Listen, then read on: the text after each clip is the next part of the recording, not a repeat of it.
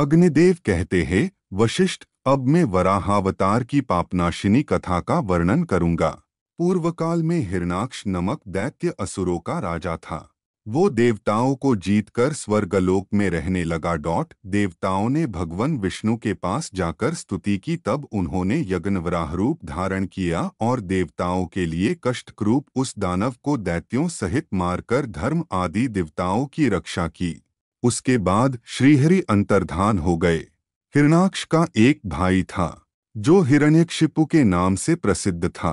उसने देवताओं के यज्ञ भाग अपने अधीन कर लिए और उन सब के अधिकार छीनकर वो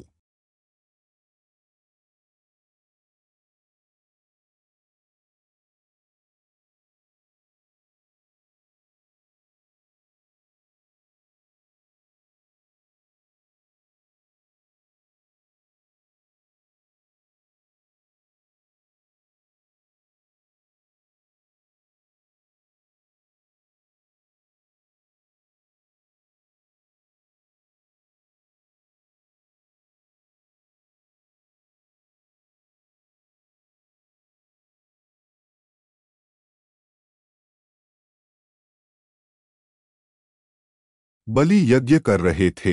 भगवान उनके यज्ञ में गए और वह यजमान की स्तुति का गान करने लगे।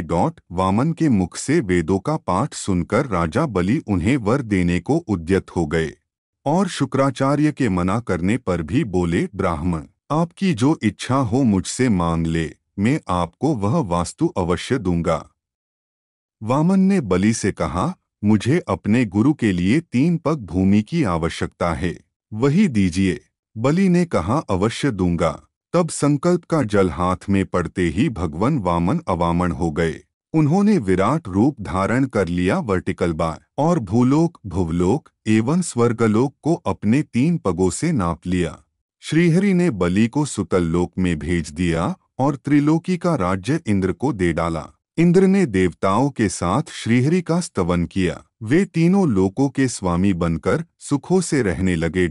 फिर अग्निदेव बोले, ब्राह्मण, अब मैं परशुराम अवतार का वर्णन करूंगा, सुनो। देवता और आदि का पालन करने वाले श्रीहरि ने जब देखा कि भूमंडल के क्षत्रिय उद्यत स्वभाव के हो गए हैं, तो वो उन्हें मरकर पृथ्वी का भार उतारने और सर्वत्र शांति स्थापित करने के लिए जमदग्नि के अंश द्वारा रेणुका के गर्भ से अवतीर्ण हुए। भृगुनंदन परशुराम शस्त्र विद्या पारंगत विद्वान थे। उन दिनों कृतवीर्य का पुत्र राजा अर्जुन भगवान दत्तात्रेय की कृपा से 1000 बाहें पाकर समस्त भूमंडल पर राज्य करता था। एक दिन वह वन में शिकार करने के लिए गया। वह बहुत थक गया।